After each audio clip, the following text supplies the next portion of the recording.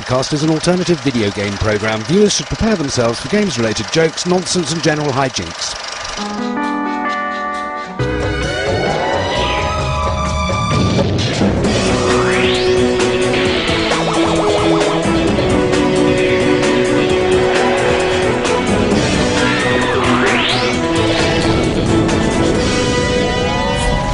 From the alternative world of video games today, Caroline dresses up in a fantasy outfit! Old school scrap as the SNES takes on the Mega Drive, the making of cannon fodder, and semi-final time in our football championship. If you gotta drive in style. Maybe your house has just been repossessed. Maybe your children are starving. But if you can spend your last $100 hiring a yellow Ford Mustang convertible, I think you're going to allow yourself a little bit of pride. There's nothing more unsatisfying than a shoddy game ending. In today's Top 5, we feature 5 of the worst.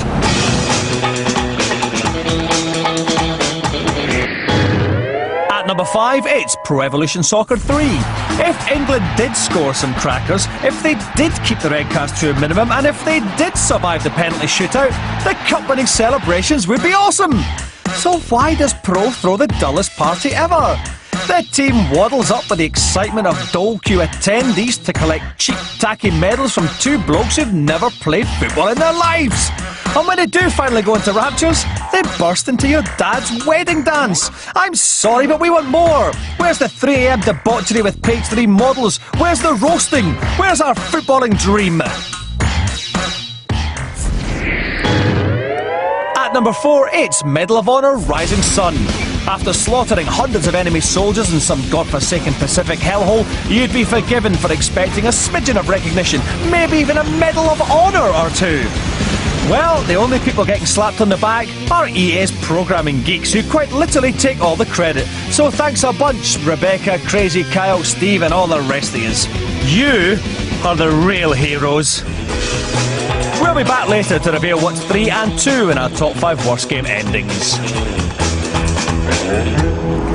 There are some who say a flash car is nothing but a disguise of a man's physical shortcomings. But let me tell you a secret. There are horses out there who gaze upon me with envy.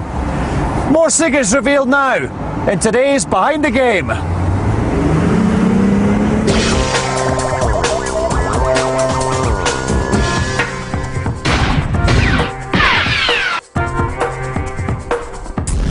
It's 1993, and already riding high from the success of Sensible Soccer, Sensible Software are about to release another of the Amiga's crown jewels, and one of the first squad-based action shooters ever, Cannon Fodder. Actually, what we used to call it, internally before it was Cannon Fodder, was Lemmings with Weapons. Because around about the time Lemmings was around, and that was kind of the basis of what Cannon Fodder started as, like a team-based thing. And like its inspiration, Cannon Fodder owes as much to the puzzle genre as the shoot-'em-up. Even in early missions, players had to give a lot of thought as to how to complete each phase. It's quite a cleverly structured game, Cannon Fodder. It's got 72 levels. Every level you're introducing something new all the time. Maybe the balancing was the hardest thing to get it right. And actually I think, in retrospect, it's probably a bit too hard. Most people got stuck about a third of the way in the game. Most people haven't seen the last disc at all. And a hard game meant a high death toll. But in sharp contrast to many modern efforts, Cannon Fodder tried not to treat the death of its tiny soldiers lightly. So you can lose, in the original Cannon Fodder, up to 6 guys at a time. So you can easily lose like 30 guys, hardly notice it and get on with the game. But what we did with Cannon Fodder is at the end of each mission, we named all the guys and they all scrolled up with a little sad tune about all their names, about them dying, and then we gave them all gravestones and stuff.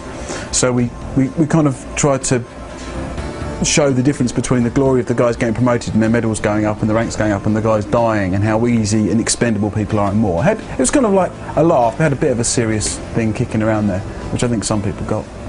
Loads of people love the game, and loads of people talk about it fondly and remember it, and they talk about wasting all their time at university playing Cannon Fodder instead of getting on with their work. And it's really very nice to have been associated with something that successful and good, and I'm proud of it, you know.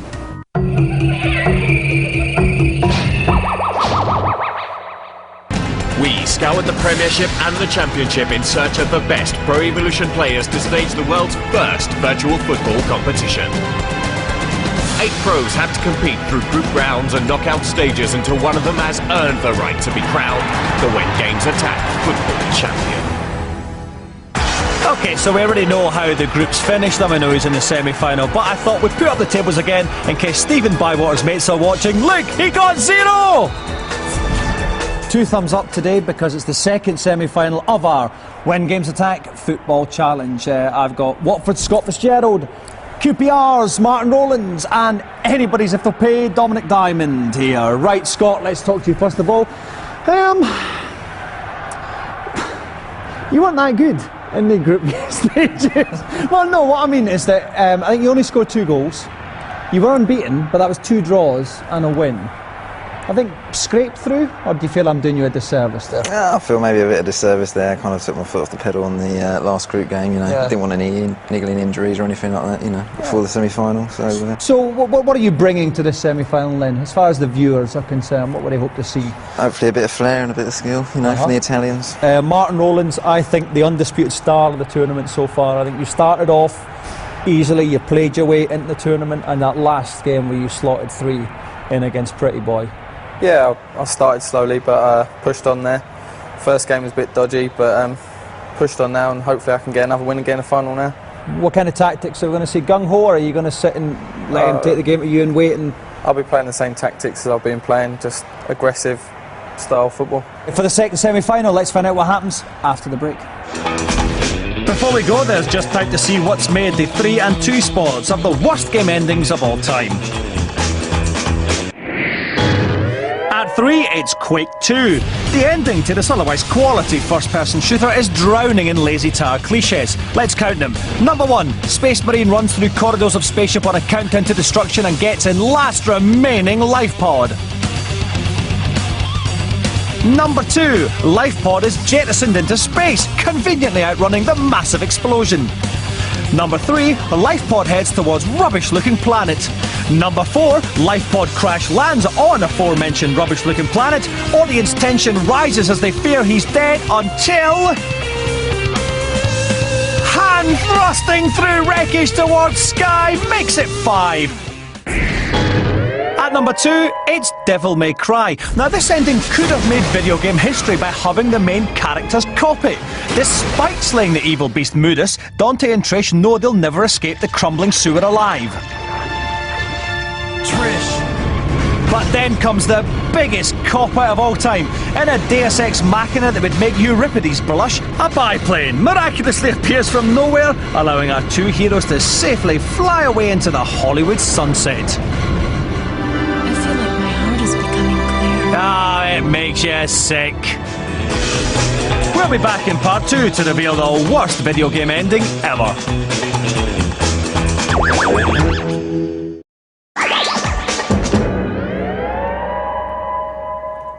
Coming up in the alternative video game show, die happy after seeing Caroline in a fantasy maid outfit.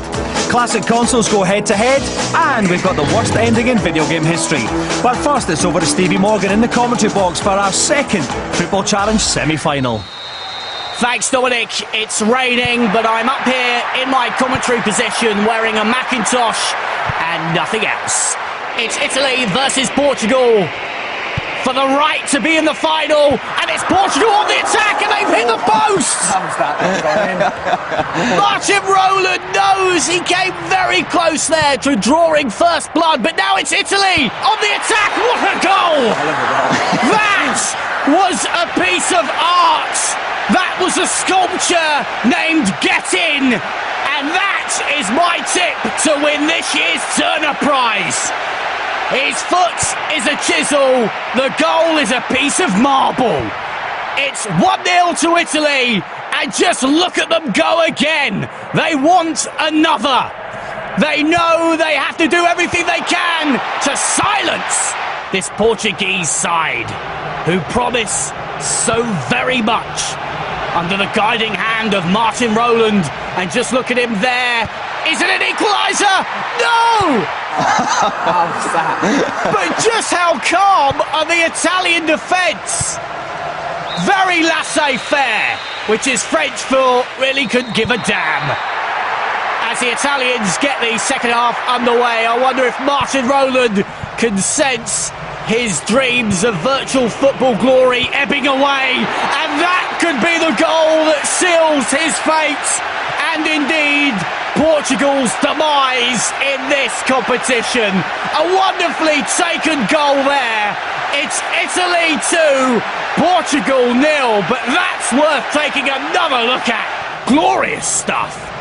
But Portugal looking to salvage something out of this game, even if it's just a bit of self-respect. But they don't even get that. The game ends there. Italy 2, Portugal 0. Well, Scott Fitzgerald, I said in the interview at the beginning, you've been by far the best player in the tournament. I said I never had any doubt about you, mate. You've been class from the off. I'd imagine you'll have something to say to me now. Yeah, no, I think you're right what you said there.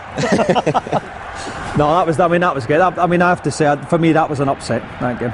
Yeah, I think, I was a bit lucky on the first chance there, we hit the post, but then got my 2-goal lead again and managed to hold on to it this time. And again, super cool finishing from you. Both goals by Vieri. Yeah, he's been player of the tournament so far, I think, and he took his goals well. I think it's been a wonderful journey for Scott Fitzgerald so far, this tournament. Just think, a few weeks ago you were selling hard drives, what was it, a couple of days ago? And now you're playing professional football, yeah. You're through to the final. Pretty good, eh? Yeah, it's not bad. Tell you what, you don't know what the lottery numbers are going to be next week, do you? No, I'll keep them to myself. Yeah. Martin Rowland, do you know what? I tell you what, if we were running a book on this, I would have put you down when it came to the semi-finals. I would have said, this is the guy that's going to win the tournament. Yeah, no, a bit gutted. Like you said, I hit the post early. Could have been a different story, but fair play to him. He's put 2 good finishes away. Yeah, well, that's great. Well, so thanks so much for taking part, Martin. Nice to meet you. Thanks. All the best. And so the grand final then, next time you see us will be Alexis Nicholas against Scott Fitzgerald. Scott, obviously, Alexis, he's a mouthy one, always banging on about how brilliant he is. Have you got a message for him? Yeah, I'm the daddy. Join us next time, find out who is the daddy.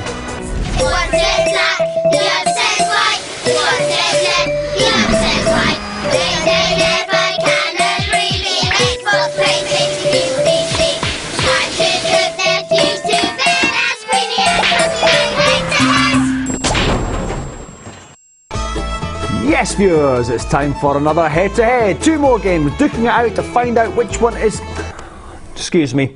Come on, girls, I like your mobile phones, but this is no time to be chatting to your mates. What? You've set up a CD chat line? Ah, that's vile. What's the number? Cheers. Okay, ladies, get to your boxes.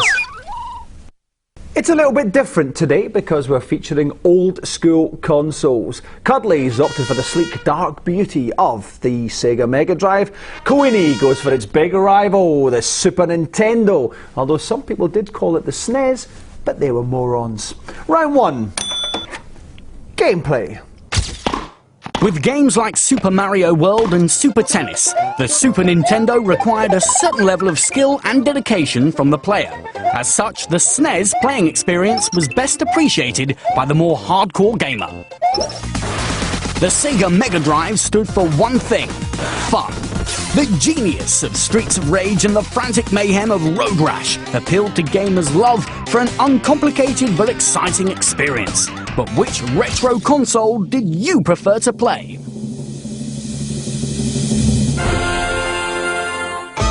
.56% of the 100 gamers we surveyed said the Super Nintendo offered better gameplay. Round 1 to the SNES. 2 more rounds to go. So the first round gameplay goes to Queenie and the Super Nintendo. I don't see any complaints, really, Cuddly. 2 words: altered beast. Round 2. Lifespan. The Super Nintendo kept the lone gamer busy by offering some excellent RPGs. The Legend of Zelda, A Link to the Past, and the acclaimed Super Metroid could be played for hours in joyful solitude. The Mega Drive upped its lifespan by offering multiplayer sports games stuffed full of party atmosphere. There was nothing better than sitting down with friends for epic play sessions on Micro Machines or Madden NFL. But which system kept you occupied the most?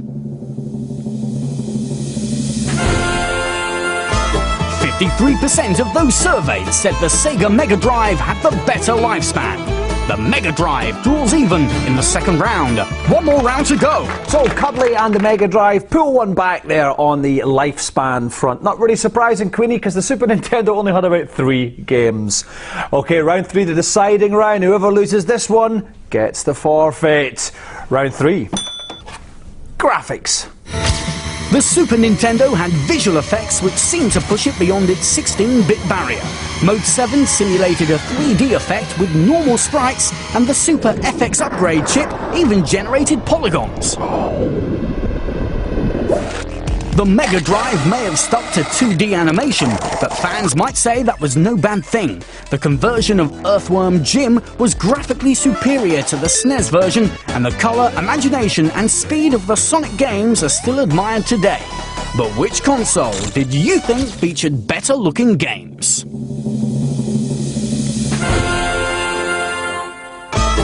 62% of our survey said the Super Nintendo had better graphics. Round 3 goes to the SNES, which means the SNES beats the Mega Drive 2 rounds to 1, making it today's winner. Congratulations, Queenie. I always knew this Super Nintendo was going to win it. You never called it SNES, did you? No, exactly. So, the viewers are probably wondering what forfeit we've got for Cuddly this week. Oh, what's that noise?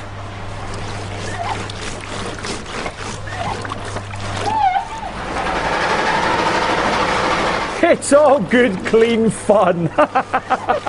Join us next time for another head-to-head. Time now to reveal what is the worst video game ending ever. But first, let's look back on the other 4 blowouts.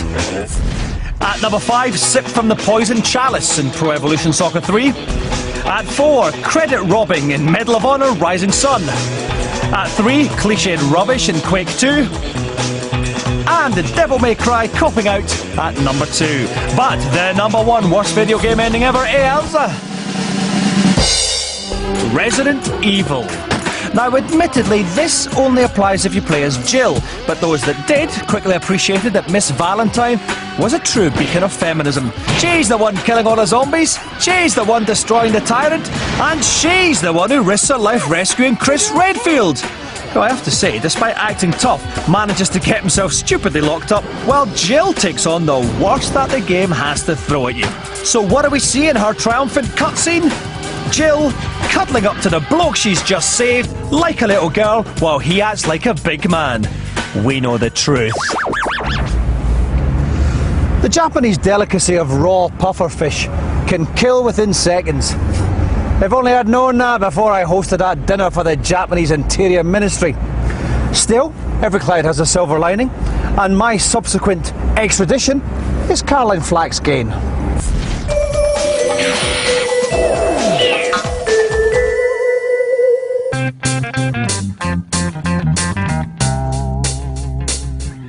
When I was younger, I used to enjoy dressing up as my mum. She then got back at me by sending me to a party in a costume made entirely of bin bags. Since then, though, I've put my dressing up days well and truly behind me. Maybe I should live in Japan, where dressing up is just a way of life. For a lot of teenagers in Japan, it's more than a way of life, it is their life. Dressing up as their favourite video game, anime and manga characters is a massive subculture with over 50,000 participants. If I was going to join this happy throng, the first thing I needed was a costume. Now, most cosplay lovers spend all their time and all their hard-earned cash in making their costumes, but naughty, lazy people who can't be bothered go to shops like this. The only rule of cosplay seems to be to look somehow outlandish. But why do people do it? It's for people who are so into a manga or computer game character that they decide they want to be that character, to dress up like them. And how much do people pay for these outfits? I mean, what's the highest amount of money anyone's forked out for an outfit? セットで40万円ぐらい。 For 40万円。 Wow! How much is that in English pounds? 2G. 2 grand! Wow! Can I have that costume, please?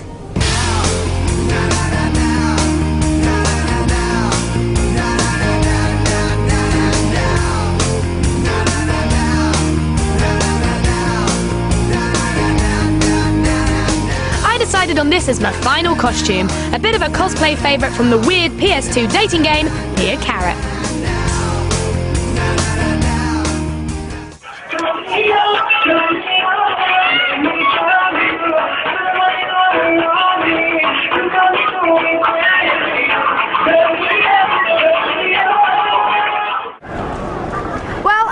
Outside the cultural convention of characters. I got all my gear on, looking forward to seeing everyone else's as well.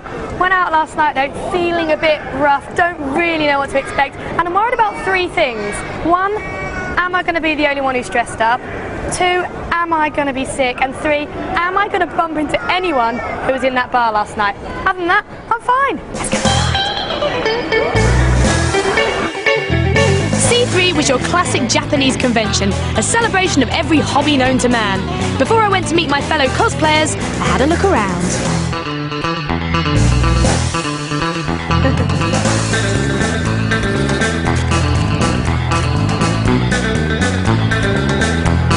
Found other people who are dressed up, and I'm going to create my own competition for the best costume.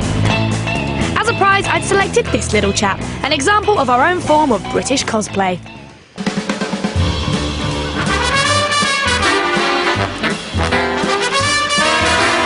We found a bit of fluff.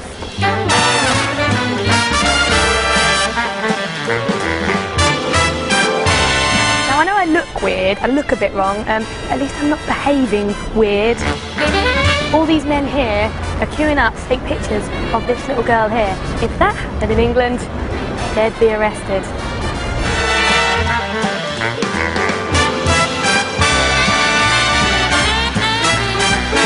Why do you do this? Why do you dress up? Basically, it's fun. I get to meet people who are a little bit different and they have different ideas, and we make friends and exchange views.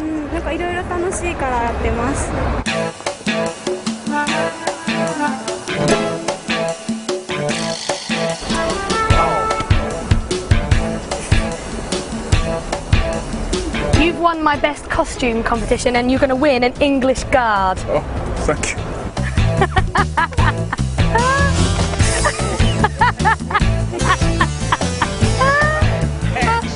Well done. Well, I think I've immersed myself in cosplay as much as I possibly can, and you know, I like it. I get the gist of it. They take photos of you, you take photos of them, you wave at them, they wave back. You know, it's good fun, but I think I want to be me again. In fact, I really want to be me again. I want to be me again. I want to be me again. Well, that's all for today's show. I've run into a little bit of a misunderstanding here, but I'm sure I'll have it all cleared up before the next When Games Attack. Now, listen, officer, I'll have you know I am very good friends with Richard and Judy.